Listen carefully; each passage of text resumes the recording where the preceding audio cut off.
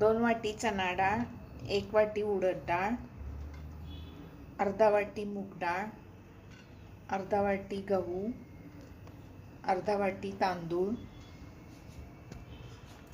4 teaspoon मोहरी, 2 teaspoon जिरे, 2 teaspoon धणे, 8 काळी मिरी, 6-7 लवंग, सुंठ 1 टीस्पून, हिंग 1 टीस्पून, 1 टीस्पून मीठ, 1 टीस्पून हळद. हे सगळं साहित्य लागणार आहे. लोखंडाच्या कढईत सगळं भाजून घ्यायचं. ही डाळ अशी ठेवून मंद आचेवर चांगलं भाजून घ्यायचं.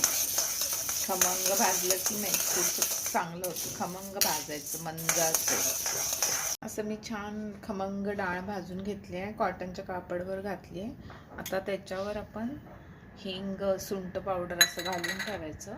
म्हणजे ते गरम ह्याच्यावर होऊन जातं. त्याला भाजायची गरज नाही पडत. मी असं घालून ठेवायचं आणि मग त्याच्यावर परत आता एक एक भाजत जायचं. तांदूळ पण असे भाजून घ्यायचे. एक डाळी मी भाजून घेतल्या.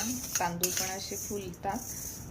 फुलले की मग बंद करायचं आणि काढून घ्यायचं. असं मी डाळी, गहू हे सगळं भाजून घेतलं. आता खडा मसाला भाजून घ्यायचा. लवंग वगैरे. 3 लाल मिरच्या त्या पण भाजून घ्यायच्या चांगल्या. आणि सगळं मी आता भाजून ठेवलं आहे. आता हे थोडंसं थंड झालं की मग मिक्सरला काढायचं. मी सगळं मेथकूट मिक्सरला करून घेतलं.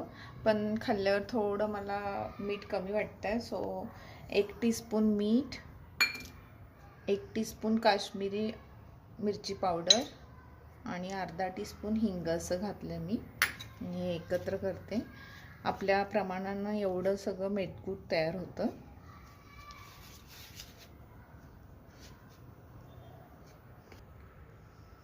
मला थोडंसं तिखट कमी वाटत होतं म्हणून परत 1 टीस्पून काळी मिरी घातली आणि 1 टीस्पून मीठ घातलं.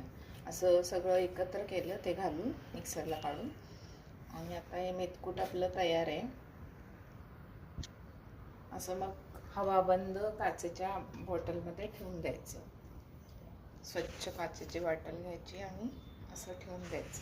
हे आपलं मेथकूट रेडी आहे.